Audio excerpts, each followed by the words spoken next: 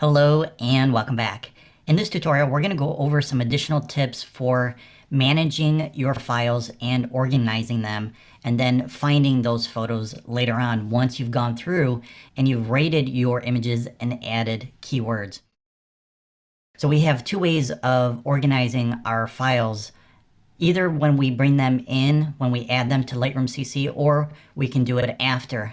So my recommendation is to try and get your images organized as you're adding them to Lightroom CC.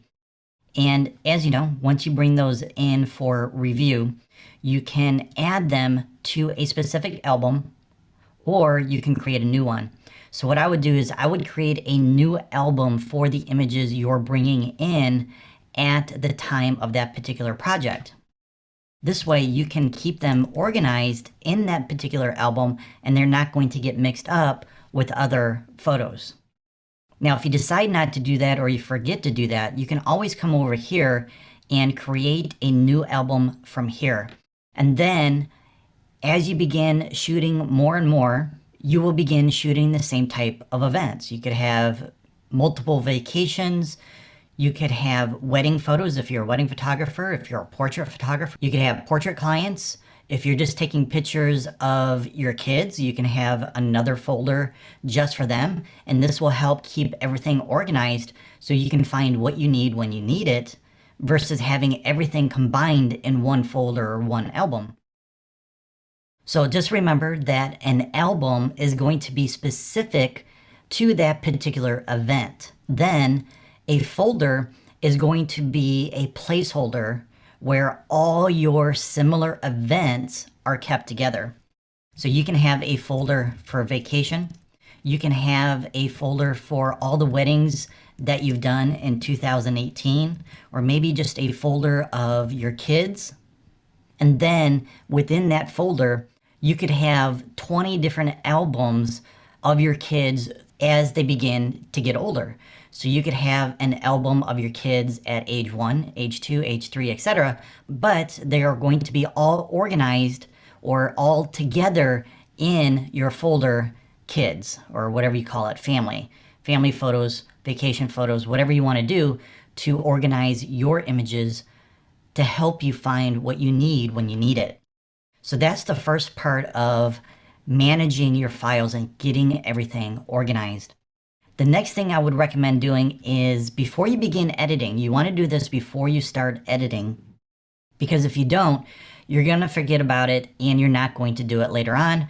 And then, a year, 2 years from now, you're going to wish that you did do the keywording and the rating of your photos, and you might have 10, 20, 30,000 photos that you need to go through and add keywords and rate them. It's a lot easier to spend 5 minutes before you begin editing your photos by adding those keywords through this option right here, and then type them all in. Then once you have that done, you can begin the rating process. Again, we're not developing or editing our photos until we get everything organized as much as possible. So what I would do then is I would begin rating my files. So here are some tips on how I rate my files as quickly as possible, because I don't want to spend all day organizing my photos. I want to find the best images so I can begin editing those images. So what I do is I place my right hand along my arrow keys on my keyboard on the right side, and that will allow me to navigate to the right or to the left side without using my mouse. Then my left hand is on the left side of the keyboard next to the letter X. And this will allow me to reject any photos. So I just pressed the letter X and you're going to see a little pop-up here that says rejected. So again, I rejected that one. And you can see down here that I selected the rejected flag.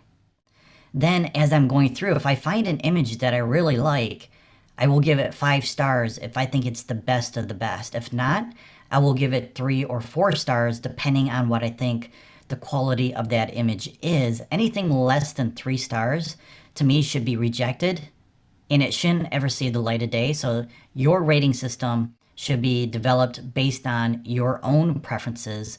And most of the time, I don't even bother with 3 or 4 stars. I just do 5 stars and reject everything else. So that's just my personal preference. But this is basically how you do it. I would just go through these and I would continue going through them. And if I see something with a 5-star quality or possibility, then I will press the number 5 key on my keyboard and it will automatically add those 5 stars to that image.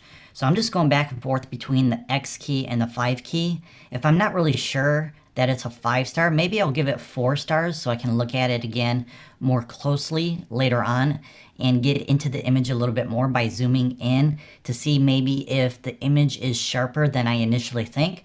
Because if it's not crystal sharp, then I really don't want that image, especially when I'm shooting for my clients, portrait clients, wedding clients. If I'm just shooting for myself, my family, my kids, vacation photos, then I'm not as picky as I am with my clients.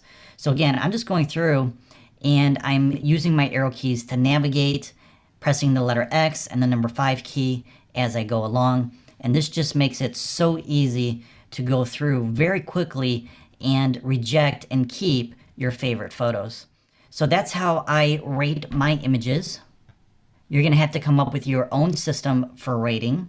And once you do, you just need to get into the habit of doing your rating before you do your editing. Once you're done with all of that, organizing in albums and folders and adding keywords and rating, you can then go through and filter out your best images by selecting 5 stars in your filter here. If it's not visible, just click on this little icon here. And then I would go through and begin editing my favorite or my best images. So this way I've narrowed down my favorite 10, 15 images out of 40, 50, maybe 100 photos. So instead of going through and editing all 100 photos, I'm only going to edit my favorite or the best images from that particular event. Then you have to decide, let's go ahead and take this off and select rejected. So now I have a list of all my rejected photos. So what do you want to do with these rejected photos? Well, if you want to keep them because you may want to come back to them later on, you could create another album or another folder or both to keep track of all your rejected files. Or if you're like me and these photos are so bad that they should never see the light of day, then I'm going to go ahead and delete them. So I just hit the delete key on my keyboard and it says remove photo. So do I want to remove the photo from the album? Yes, I want to remove it from the album, but I don't really delete them from my hard drive or from Lightroom CC because they can still be found in all photos. So if I want to delete these images permanently, not just from Lightroom CC, but also from my hard drive, I have to right click on the thumbnails and make sure that I select all the ones that need to be deleted, and then I can select delete the number of photos here. So I have 8. And now it says, do you want to permanently delete the photos? So it says it's going to be removed from the following locations. So you delete those 8 photos. They are removed from the cloud, from Lightroom CC, and any albums and shared galleries. The only problem is, because I wanted to delete these from my actual hard drive as well, it's not doing that. So in that case, if I do want to remove them permanently from my hard drive, I have to navigate to that particular folder on my hard drive and then delete them manually from there. So that's how I would get organized and manage all my photos.